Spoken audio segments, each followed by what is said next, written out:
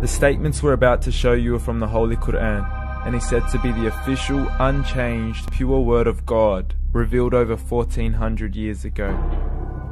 Claiming to be the word of God is a heavy statement, and without proof, or if a single contradiction is found within the book, the apparent word of God will be proven false. So without further ado, let's put the book to the test.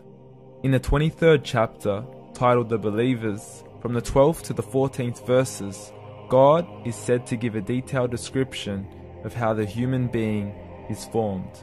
It begins by saying, "We then placed him as a sperm drop in a place of settlement, firmly fixed.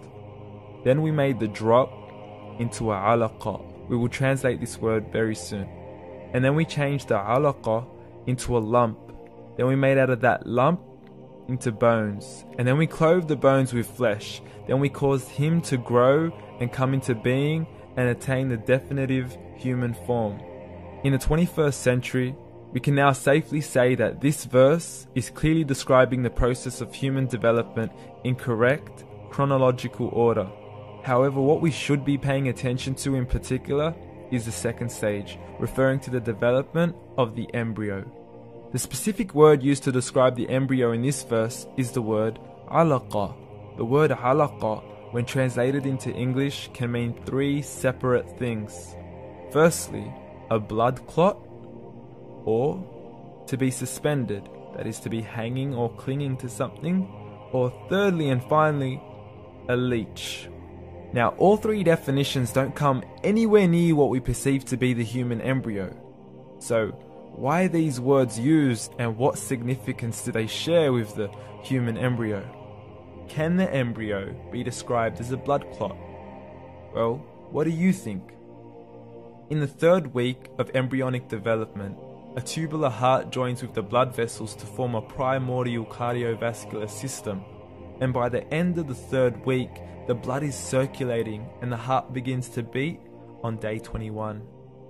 The first thing that comes to mind in regards to being suspended or hanging is the umbilical cord. But we can't use that example because we are simply referring to step 2, before the baby has even formed. But we now know today that the umbilical cord is formed from the connecting stalk. And the connecting stalk is formed as soon as the embryo is formed. The embryo's connecting stalk has even been described by John Allen and Beverly Kramer as an object to suspend the developing embryo in the extra-embryonic column. So an embryo is suspended and does have a strong resemblance with a blood clot. What on earth would an embryo have to do with a leech? Figure A shows the structure of an embryo at 25 days. Figure B shows a leech. Now please note once again that the embryo in this stage is no greater than the size of a kernel of wheat. This is an X-ray of the embryo at 22 days. This is the internal structure of a leech. It's mind-blowing stuff, but you still haven't seen anything yet. This is the head of the embryo at 22 days.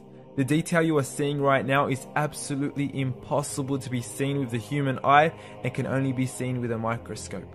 This is the back end of a leech. There's no other words used to describe this other than mind-blowing. The pictures we have shown you are impossible to be seen with the human eye or even to be predicted by the human mind. Once again, the verses we have shown you were revealed over 1400 years ago to a man who couldn't read nor write. Are these the words of God? Descriptions of the human embryo in the Quran cannot be based on scientific knowledge in the 7th century. The only reasonable conclusion is that these descriptions were revealed to Muhammad from God, from God, from God, from God, from God.